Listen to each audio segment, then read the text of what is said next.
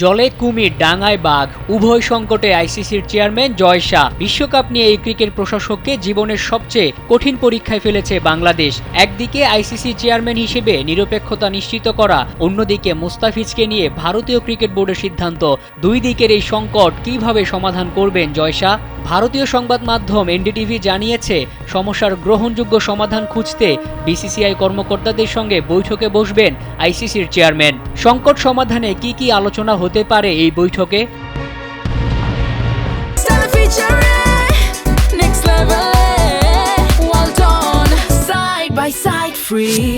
প্রতিবেদনে বলা হয়েছে, জয় শাহ প্রথমে বিসিসিআই ও আইসিসির অপারেশন টিমের সঙ্গে বসে টুর্নামেন্টের বর্তমান নিরাপত্তা পরিকল্পনা নতুন করে খতিয়ে দেখে কোথায় বাংলাদেশ নিজেকে উপেক্ষিত মনে করছে, কী কারণে আশ্বাসগুলো তাদের কাছে যথেষ্ট মনে হচ্ছে না, সেসব বিষয়গুলো চিহ্নিত করা।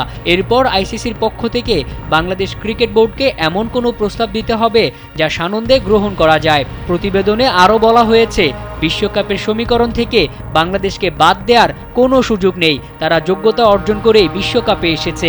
তাদের বাদ দেওয়ার চিন্তা করলে আইনি ও রাজনৈতিক মারপ্যাচে পড়তে হবে আইসিসিকে। এশিয়ান ক্রিকেট কাউন্সিলও দেখা দেবে অস্থিরতা। ভবিষ্যতের জন্য তৈরি হবে বিপজ্জনক উদাহরণ। টি-20 বিশ্বকাপ খেলতে ভারতে না যাওয়ার ব্যাপারে এখনও অনড় অবস্থানে বাংলাদেশ।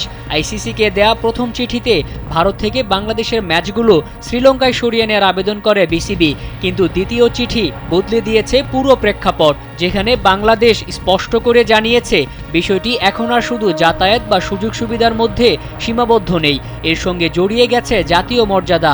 বিসিবি এখন শুধু নিরাপত্তা নিয়ে আশ্বস্ত না হয়ে দলের খেলোয়াড় থেকে শুরু করে কোচিং স্টাফ, এমনকি কর্মকর্তাদের জন্য একেবারে ম্যান টু ম্যান সিকিউরিটি বা ব্যক্তিগত নিরাপত্তার নিশ্চয়তা চেয়েছে। বাংলাদেশের বার্তাটা পরিষ্কার, এটা শুধু নিরাপত্তার প্রশ্ন নয়, মর্যাদারও প্রশ্ন। আইসিসির চেয়ারম্যান জয় শাহর সামনে এই সংকট মোকাবিলা করাই সবচেয়ে বড় চ্যালেঞ্জ। শেষ পর্যন্ত বিশ্বকাপ নিয়ে বাংলাদেশের পরীক্ষায় পাশ করতে পারবে তো ভারতীয় ক্রিকেটের দাপুটে এই কর্তা? মোহাম্মদ মাসুম, কালবেলা।